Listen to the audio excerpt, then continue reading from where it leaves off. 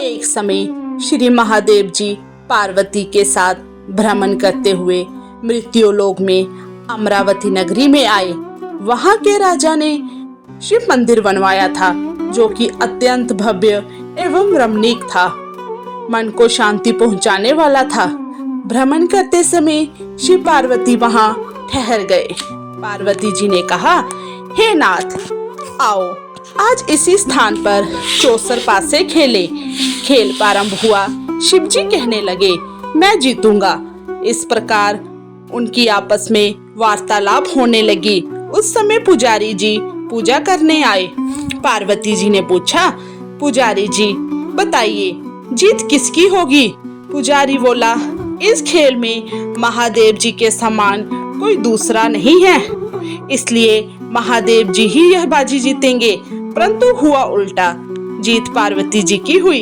अतः पार्वती जी ने पुजारी को कोढ़ी होने का श्राप दे दिया कि तूने मिथ्या भाषण किया है। अब तो पुजारी कोढ़ी हो गया। शिव पार्वती जी दोनों वापस चले गए। कुछ समय पश्चात अप्सराएं पूजा करने आई। अप्सराओं ने पुजारी के उसके कोढ़ी होने का कारण पूछा। पुजारी ने सब बातें बता दी।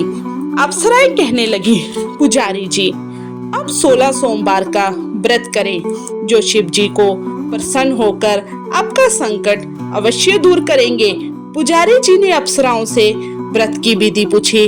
अप्सराओं ने व्रत करने और व्रत के उद्यापन करने की संपूर्ण विधि बता दी। पुजारी ने विधि पूर्वक श्रद्धा भाव से व्रत प्रारंभ किया और अंत में व्रत का उद्यापन भी किया। व्रत के प्रभाव से पुजारी जी रोग मुक्त हो गए। कुछ दिनों बाद शंकर पार्वती जी पुनः उस मंदिर में आए तो पुजारी जी को रोग मुक्त देखकर पार्वती जी ने पूछा, मेरे दिए हुए श्राप से मुक्ति पाने का तुमने कौन सा उपाय किया है? पुजारी जी ने कहा, हे माता, अप्सराओं द्वारा बताए गए 16 सोमवार के व्रत करने से मेरा यह कष्ट दूर हुआ है।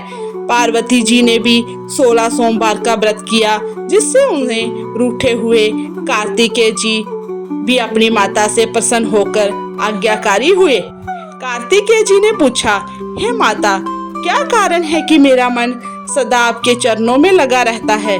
पार्वती जी ने कार्तिकेय को 16 सोमवार के व्रत का महत्व तथा विधि बताई। तब कार्तिकेय जी ने भी इस व्रत को किया तो उनका बिछड़ा हुआ मित्र मिल गया। अब मित्र ने भी इस व्रत को अपने विवाह होने की इच्छा से किया। फलता वह विदेश गया। वहां के राजा की कन्या का स्वयंवर था।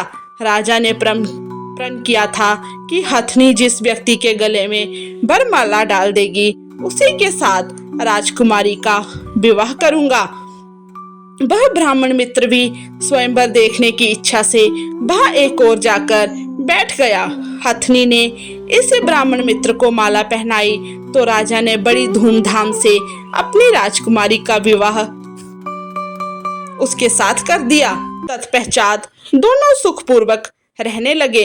एक दिन राजकन्या ने पूछा, हे नाथ, आपने कौन सा पुण्य किया जिससे हथनी ने आपके गले में वरमाला पहनाई? ब्राह्मण पति ने कहा, मैंने कार्तिकेय जी द्वारा बताए गए अनुसार 16 सोमवार व्रत पूर्ण विधि विधान सहित श्रद्धा भक्ति से किया, जिसके फल के कारण मुझे तुम्हारे जैसी सौभाग्यशाली पत्नी मिली।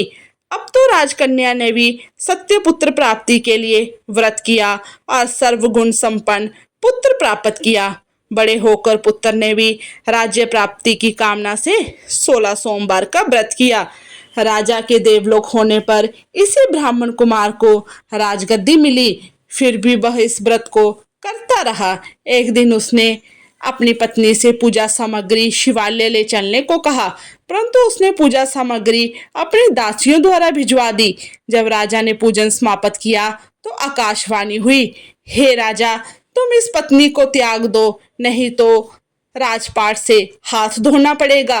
प्रभु की आज्ञा मानकर उसने अपनी पत्नी को महल से निकाल दिया। तब वह अपने भाग्य को कोसती हुई एक बुढ़िया के पास गई और अपना दुखड़ा सुनाया तथा बुढ़िया को बताया, मैं पूजन सामग्री राजा के कहे अनुसार शिवालय में नहीं ले गई और राजा ने मुझे निकाल दिया। बुढ़िया ने कहा, तुझे मेरा काम करना पड़ेगा। उसने स्वीकार कर लिया। तो बुढ़िया ने सूत की गठरी उसके सिर पर रखी और बाजार भेज दिया। रास्ते में आंधी आई तो सिर पर रखी गठरी उड़ गई। बुढ़िया ने डांट कर उसे भगा दिया। अब रानी बुढ़िया के यहाँ से चलते चलते एक आश्रम में पहुंची। गुसाई जी उसे देखते ही समझ गए कि यह उच्च घराने की अबला विपत्ति की मारी है।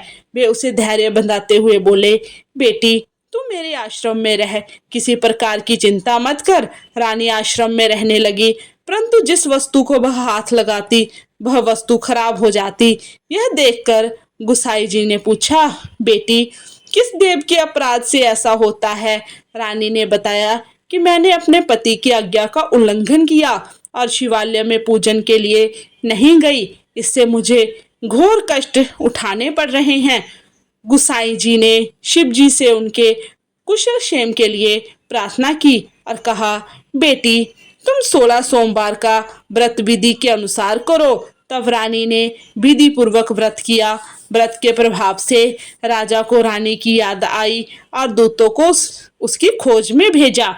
आश्रम में रानी को देख दूतों ने राजा को बताया। तब राजा ने वहां जाकर गुसाई जी से कहा, महाराज यह मेरी पत्नी है, मैंने इसका परित्याग कर दिया था, कृपया इसे मेरे साथ जाने की आज्ञा दे। शिव जी की कृपा से प्रतिवर्ष 16 सोमवार का व्रत करते हुए वे आनंद से रहने लगे और अंत में शिवलोक को प्राप्त हुए। तो भक्तों, हमें भी पूरी श्रद्धा भाव से 16 सोमवार के व्रत करने चाहिए। जो भी व्यक्ति इन व्रत को करता है, भगवान शिव उसकी हर मनोकामना को पूर्ण करते हैं। हमें इन व्रत को पूरे श्रद्धा से और पूरे विश्वास से करना चाहिए। और जिस दिन भी हम व्रत करें, यह व्रत कथा अवश्य सुने।